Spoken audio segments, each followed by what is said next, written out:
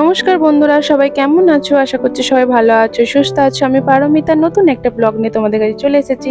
আজকে শনিবার সকালবেলা দেখো মেয়েকে তুলে দিয়েছি, দিয়ে ওকে জল বিস্কুট খেতে দিয়েছি। বিস্কুটগুলো 4টেই আছে, ভেঙে দিয়েছি বলে অনেকগুলো লাগছে। 7:45 বাজে, বাইরে দেখছি ভালোই হাওয়া দিচ্ছে, পর্দাটা হাওয়াতে উড়ছে, কিন্তু গরম আছে। হাওয়াটা দিচ্ছে ঠিকই, কিন্তু তাও খুব গরম হচ্ছে। বাইরের আকাশটা দেখো পুরো মেঘে ভর্তি, রোদও উঠেছে, হাওয়াও দিচ্ছে, আকাশে মেঘও আছে। তো চলো মেয়েকে পড়তে পাঠাতে হবে, জানলা দিয়ে বাইরে দেখলে আর হবে না, সময় নষ্ট হবে। তো বন্ধুরা দেখো, এখন বাজছে 8:45, এখনো আমার বিছানা টিছানা কিছুই গোছানো হয়নি, কারণ মেয়ের সাথে ভীষণ একটা যুদ্ধ হলো পড়তে যাওয়া নিয়ে। তো কি জামা পরে যাবে সেটা ওর আর পছন্দ আর হচ্ছে না, একটা দুটো করে কতগুলো যে জামা বের করলো তার ঠিক নেই। বলছি পাশের বাড়িতে পড়তে যাবি, তার জন্য আবার অত ভালো জামা পরার কি আছে, মোটামুটি একটা পরলেই তো হলো। ওর জামা আর পছন্দ হচ্ছে না, কোনোটা গরম হচ্ছে, কোনোটা গায়ে টাইট হচ্ছে, ওর মানে পছন্দই হচ্ছে না। তো এই জামা পরা নিয়ে মানে বিশাল একটা যুদ্ধ হয়ে গেল। তো তারপরে আবার জুড়ে দিল কান্নাকাটি। তো তারপরে ওকে অনেক ভুলিয়ে ভালিয়ে ওর বাবা আমি সবাই মিলে অনেক কিছু বুঝিয়ে ফাইনালি পড়তে পাঠিয়ে দিয়েছি। তারপরে আমার বরমশাই কাজে বেরোলো, তারপর ছেলেকে ঘুম পাড়ালাম, তারপরে আমি বিছানাটা গোছাতে শুরু করেছি। আর এখন মানুই মানে মাসখানেক হলো এই বায়নাটা ধরেছে ওর নিজের পছন্দ মতো জামা পরবে। আগে কি হতো, আমি যেটা পরিয়ে দিতাম সেটাই পরে চলে যেত, কিন্তু এই মাসখানেকের একটু বেশিই হবে। ওর বায়না, ওর যেটা পছন্দ ও সেটা পরবে। যেমন সকালে পড়তে যাওয়ার সময় বায়না, তেমন প্রত্যেক সপ্তাহে শনি রবিবার নাচের স্কুলে যাওয়ার আগেও বায়না। নাচের স্কুলে যাওয়ার আগে তো বেশি বিরক্ত করে জামা নিয়ে। তো চলো, বলতে বলতে সব বিছানা টিছানা আমার গোছানোও হয়ে গেল। এবার স্নানে যাব, স্নানেই যেতে পারবো কি জানি না, কারণ ছেলে ঘুমাচ্ছে ঠিকই, কিন্তু ওপরে এখন কেউ নেই যে কাউকে আর কি ছেলের কাছে দাঁড় করে রেখে স্নানে যাব, সেরকম কেউ এখন ওপরে নেই, সবাই নিচে চলে গেছে।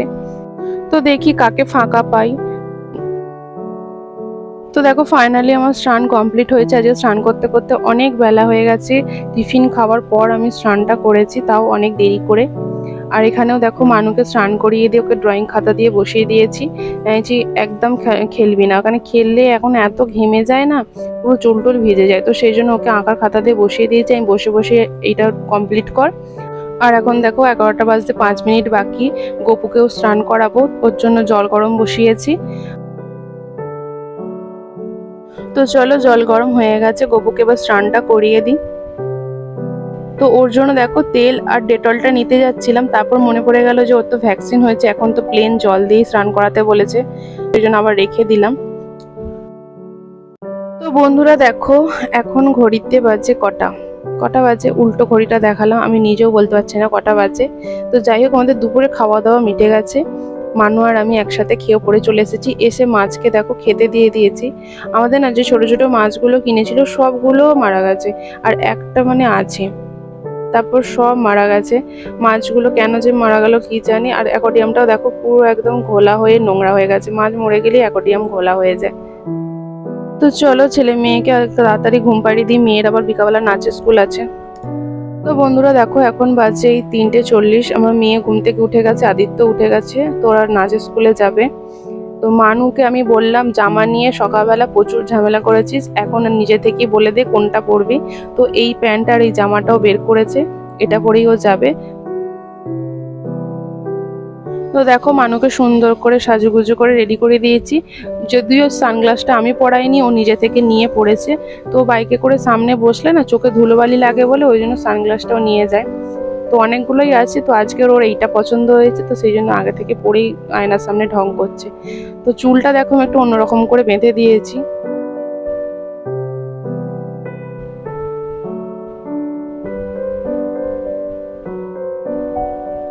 আর এখানে জলটাও রেডি করে দিয়েছি, গ্লুকন্ডি গুলে। আদিত্যরা রেডি হলেই তারপর বেরিয়ে যাবে। তোকে বলছে একটু দাঁড়া, স্থিরভাবে একটা ফটো তুলি, কিন্তু ও দাঁড়াবে না। আর যদি বলি রিলস করব, তার বেলায় করবে, রিলস করতে খুব পছন্দ করে, সেটার বেলায় না বলবে না, কিন্তু ফটো তুলতে গেলেই ওর যত বিরক্ত। দেখছো ফটো তুলছি বলে কেমন চলে যাচ্ছে। তো এখানে আদিত্য দেখো রেডি হয়ে গেছে, আজকে দিদি ভাই যাবে, দিদি ভাই আর দাদা দুজনেই যাবে ওদের নাচের স্কুলে।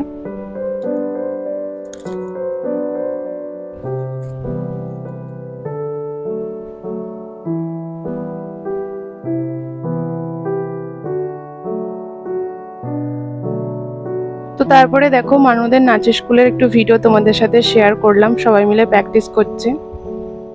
ভিডিও করি, প্রত্যেকবারই ভিডিও করে নিয়ে আসে দিদিভাই, মানে বাড়িতে আমি প্র্যাকটিস করাবো বলে।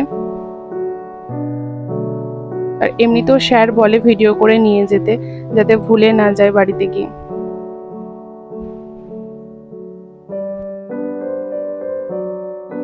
তো বন্ধুরা দেখো এখন সন্ধেবেলা, আমি গা ধুয়ে একদম ফ্রেশ হয়ে চুল টুল সুন্দর করে বেঁধে সিঁদুর পরে একদম রেডি নিচে যাব বলে।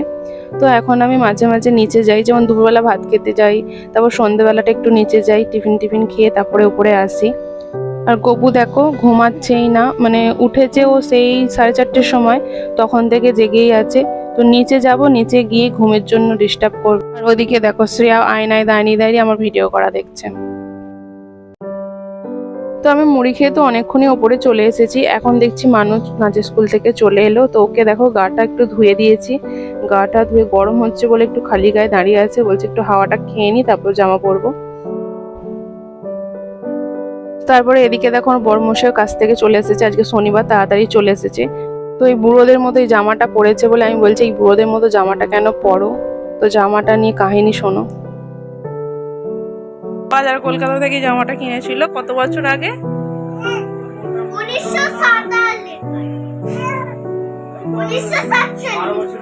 12 বছর আগে এই জামাটা বাজার কলকাতা থেকে আমার বড়মশাই কিনেছিল। তো যাই হোক জামাটার মায়া ওখানে ছাড়তে পারিনি। তো যাই হোক ভিডিওটা এই পর্যন্তই, সবাই ভালো থেকো, সুস্থ থেকো, টাটা।